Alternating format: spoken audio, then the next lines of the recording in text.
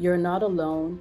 Everyone here probably was you before, but the only difference was that everyone here decided to do something about it. We all decided that our past doesn't have to be a reflection of our future, and that your future actually doesn't exist yet. You get to create it. So if you're letting your past hold you back, if you're letting I cannot, it's not possible, they said, but what are they going to do? What are they going to say? And all those things stop you. You literally will have no one else to blame but you in future. And we know you don't want that because that's why you're here. Don't be so egotistical. Don't be so limited in your mindset that you dare to think that this is the best that it can, because that's the only reason why you would limit yourself. Hey there! I'm so glad that you joined us today on the Savvy Doc podcast, where busy professionals share tips, tricks, and techniques of how they have built wealth outside of medicine, generating meaningful income streams even outside of their main practice, so they can basically live life, enjoy themselves, and live well. Okay, today I have with me Dr. Latifat Akintade. She is a gastroenterologist based in the California area. A few years ago, actually, she took a trip, right, to 20 countries with her 4 kids, okay? Busy physician. She took a trip to 20 countries with her 4 kids. And in this interview, we basically get to share about how she made the mental shift to the physical shift to allow that amount of room in her life to make that happen. This was an interview that we did during the Multiple Streams of Income Summit hosted by the Women Physicians for Multiple Streams of Income Facebook group. Okay, so if you're not on there, be sure to join us down below if you're a physician and a woman, obviously. But otherwise, just enjoy. You will learn something and we'll get right into it. All right. Hello there. Awesome. So good to see you. So good to see you. Pleasure. Always a pleasure. Thank you for putting this together. Before we even get started, let's just like give her some like emoji claps in the chat box. I mean, this is her show, and I promise we're not taking the mic from her, but I just want to recognize you before we even start about how amazing you are, how much of a gift you are to the physician community. And if you know Dr. Chair Goza, she's one of the smartest, most talented, most skilled people ever. And she would literally wake up with an idea and execute. So I want to just say, on behalf of every human here, thank you for putting this together. My pleasure. And you know, it is my actual pleasure. Thank you so much for saying yes. Thank you so much for always being willing to show up whenever I bring all these shenanigans and beautiful things to you. So let me actually kind of like give you the stage now. Let's start out with just letting the people know, first of all, just like, who are you? What do you do? Tell us kind of like that backstory, how you got to doing what you do and where you are right now. Go ahead. Absolutely. I'm Dr. Latifat. I'm a GI doctor, practicing gastroenterologist, and founder of MoneyFit MD. I invest in real estate actively and passively. I have a socks company called Scarcity and do other things, podcaster, publisher, and all of that good stuff. And the reason why I share that from the get-go with you is that I want to make sure we like just set the stage for where we are. But if we went back in time to like 7 years ago and you told me that I would be any of that stuff, I would have laughed at you and asked what kind of crack you're smoking, because you had to be smoking something. You know, like most physicians, I went into medicine to do good things in the world. I moved from Nigeria about 25 years ago, and my only goal, even through medical school, was to be an attending, just be great at medicine, smell diagnosis from like 10 feet away, and I would have died happy. That was literally my goal. And it wasn't until I became a fellow in fellowship was when I had this vision, honestly, which I'm grateful for, just like into my future. And I realized that if all I did was be a physician the way that I thought I was going to be, that my future was heading towards burnout, that I was not going to be able to practice medicine with authenticity. I was not going to be able to practice medicine the way that I felt was good for my patients. And for me, that would feel like death to the soul. So the only reason why I even decided to start looking at my own personal finance was because I really wanted to save my own soul in future, literally. So I started looking at my finances. I hated money. I was afraid of any conversations around money, to be honest. I mean, this is now like 10 years, 9, 10 years ago. But I just had that fear. And the fear of my death in future, quote unquote, was the only thing that really made me look at my finances. So I did everything that people said, pay off your debt. And I was like, okay, I convinced my husband, if we could just pay off my debt, we would be debt free and would be free. Well, the goal was to do it in 5 years. I did it in 2.5 years, except in 2.5 years, I had no debt, but I still wasn't free. I still didn't have a choice. And I was like, okay, I think there has to be something else. And then we fell into real estate or learned about real estate. And I was like, okay, I think if we actually own assets, I would be free. And my husband was like, but I thought you said if we had no debt, we'd be free. And now it's like, if we go into the debt, we'll be free. Right. So that journey led me to real estate investing. Eventually, what I realized was that freedom was what most physicians wanted. And the only way to truly have freedom is by owning assets. So that journey has led me to my own personal financial journey and what has now led to MoneyFit MD, which launched about 5 years ago, all because I realized that I had a way of doing money that was different than most people did. At no point did I want to be a speaker. At no point did I want to be a podcaster. I thought writing books was for other people. I still remember my first video. I looked like a fly that was like swatted on the wall. Like I was like crushed like crazy on the wall, right? And I'm sharing all of that just so that you guys can see how it doesn't matter what story you're telling yourself. I've probably told myself those same stories, but here I am today. And the only reason why I've been able to do that is literally because I've just kept on challenging myself, surrounding myself with people that inspired me to be better, to think deeper, and also just reminding me of the people that I'm here to serve. So that's my intro in a nutshell. Love it. I'm like, woohoo! Guys, I'm having a blast here, okay? I'm totally having a blast here. I can't You said MoneyFit MD is 5 years old? MoneyFit MD is 5 years old, 2020, It beginning of the has to be. pandemic. Everybody and the mama was freaking out about money, and I was not freaking out about money. So I knew that I had to share the tools that I had, the knowledge that I had that helped me transfer my finances within a short amount of time. So yeah, 5 years. Amazing, amazing, amazing. Okay. So where do we even take this now? Now you mentioned you mentioned a few things. The one that caught my attention, I thought I'll be able to smell a diagnosis from across the room. I'm like, yeah, that's a GI doc. That's exactly a GI doc right there. So let me ask a question. And this is the part that I like to call like the vision board part of things. When you talk about where you are right now, okay? Because you mentioned you weren't always this way. As a matter of fact, actually, I remember a post that you shared a little while ago that was a post you had shared, I think 20, what was it, 2019 or something? It was before that, but what the post was about was this is before my journey on money started for my own personal finance. Many physicians think if we earn more money, that would be the solution to everything. But I'd gone from being a fellow to being an attendant, which meant that my income had increased exponentially, but I still did not know anything about money. And I literally would take the money and give it all away. Mhm. Literally, I wasn't maximizing my 401k, and I thought that was a smart thing to do. Just give because good people give, right? I've been waiting forever to earn a great income so I can do good in the world. Except doing good without taking care of myself is actually not doing good long term. It's short sighted and very narrow minded. And so, what I posted in that group was, guys, I don't know anything about money, but how do you balance giving money and investing? Because I was not investing at all in myself. Mm-hmm. And I remember that post. I think it was what, 20, what was it, 29? Was it? I It don't was even know what earlier year. than that. It was about 9 years ago. Yeah, 9 years ago. Yeah, Because at the point when you shared it again, I was like, holy smokes. The good thing about Facebook is that Facebook keeps all these things. So you can literally go see yourself asking questions like 4 years prior. And the question was like, I guys, I really have no idea. So now, what does now look like? Okay. If you were to share any numbers and to your own, to the point they're comfortable, but what does that look like? What can people say, okay, she was this way before, but this is where she is right now? absolutely. Where she was before, she just knew nothing about money. She thought she was a one-trick pony. And where she is now, she never actually thought about being rich, to be honest with you. She just wanted to have a choice in how she lived her life. That was her entire goal. She wanted to be a mother that called the shots, and she wanted to be a mother that did not have to apologize to her kids for choices she thought she did not have. That's all she wanted.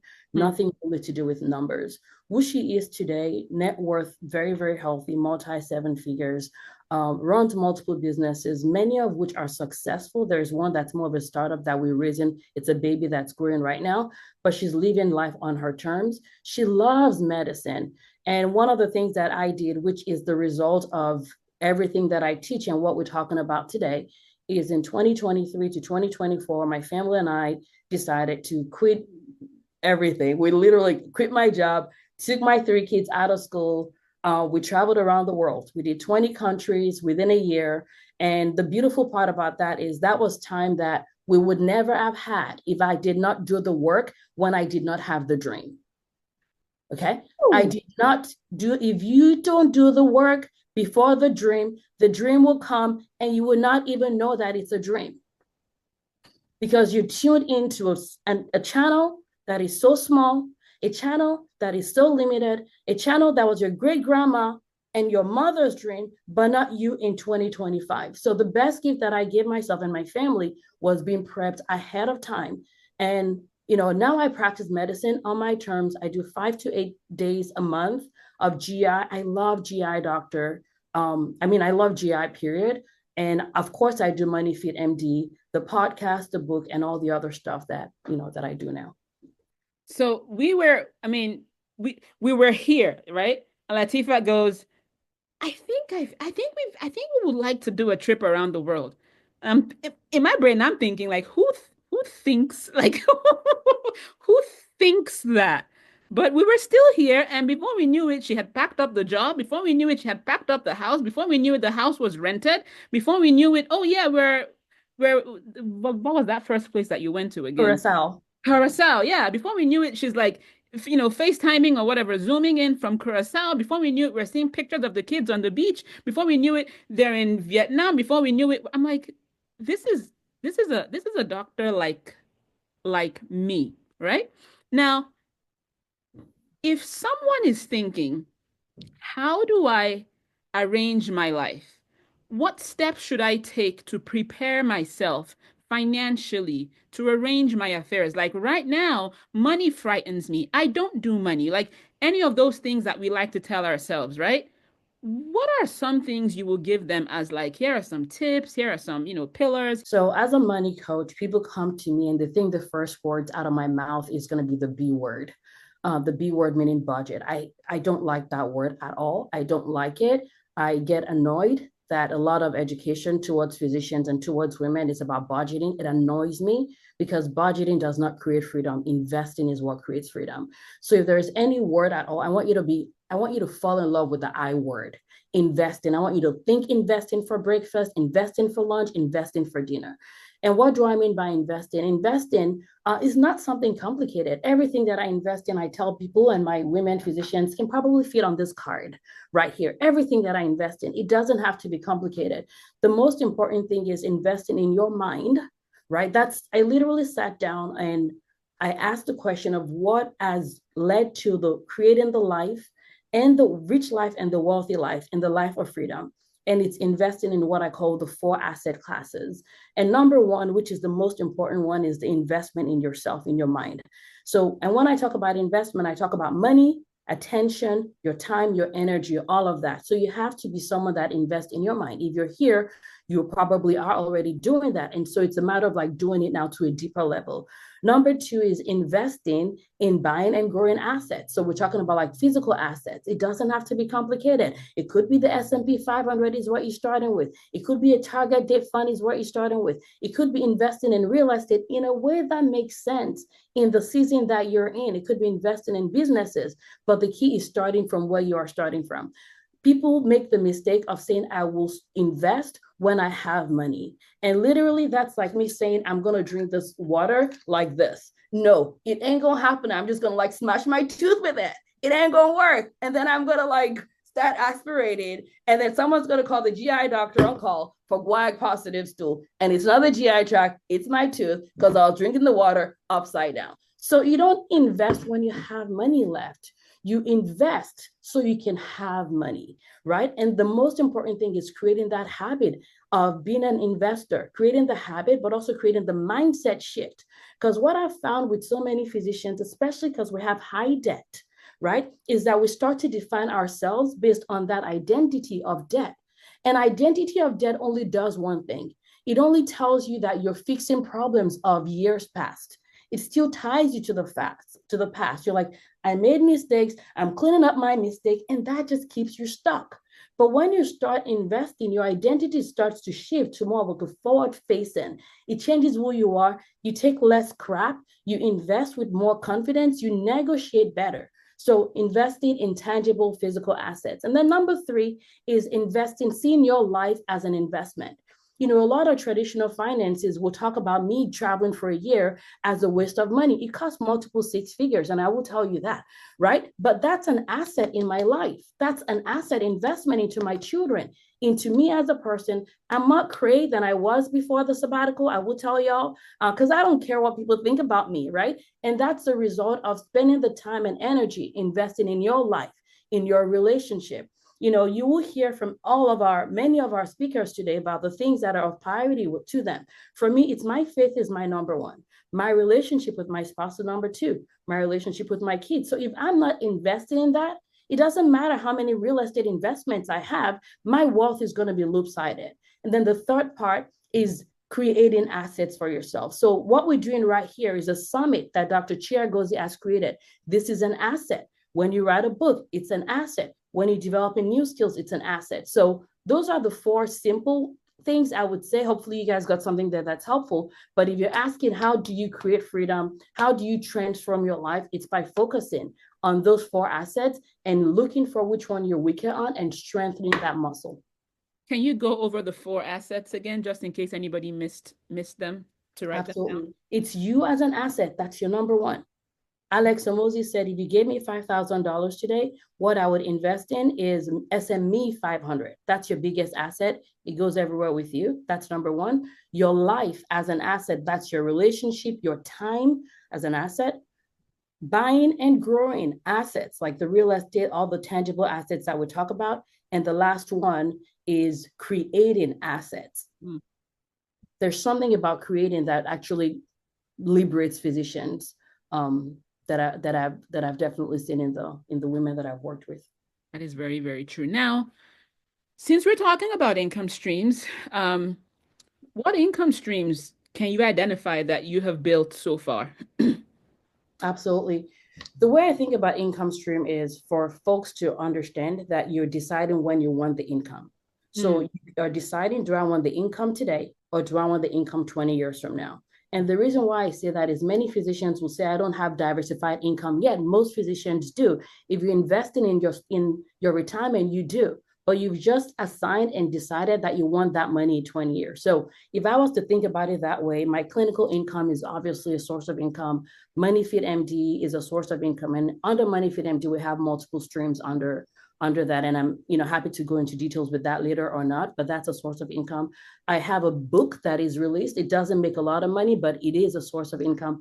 And we're actually releasing our second book next month on my birthday. I'm so excited about that. The Power to Choose is coming out. Real estate, we have active and passive. And the active, we have long-term, we have short-term. And with the passive, these are ones that I'm completely passive on, but also some that I've co-sponsored. And like I mentioned earlier, I have a socks company called Scarcity, which is personalized socks for physicians. So that's another income stream. And of course, I have the stock market, but most of my stock market is more long-term focused. And, we have a healthy amount in the stock market too. Okay. And now, as you have worked on these different things, are there any pitfalls you would recommend that people avoid as they start to just think about investing in themselves, investing in real estate, investing in all these things? Any pitfalls you like to sort of highlight or address? Absolutely. After working with a lot of women physicians, I will say that one of the mistakes we make, our income source from our clinical work is helpful, but it can also be hurtful. Hurtful in the sense that many times I've seen women or physicians in general not want to do the work they want to avoid the discomfort.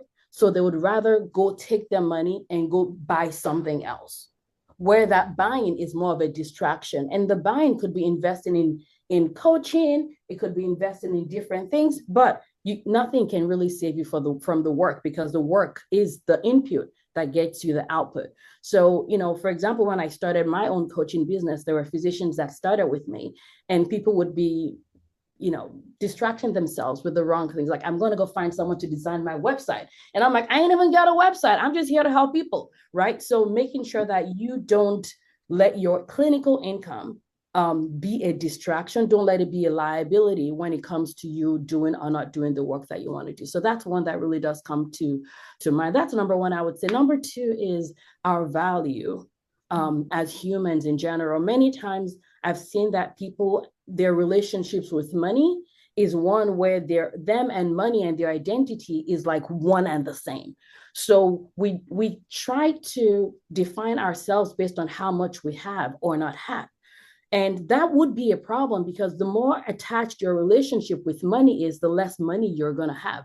The more you identify yourself based on money, the less money you're going to have, because you'll be less likely to invest, less likely to actually take action, because you're like, God forbid, if my net worth drops short term, I'm gonna not be a human anymore, right? And that gives you a reflection of what your relationship with money is. So the best thing that I can tell people is, your relationship with yourself is important. Do you like yourself? The more you like yourself, the more money you're gonna make.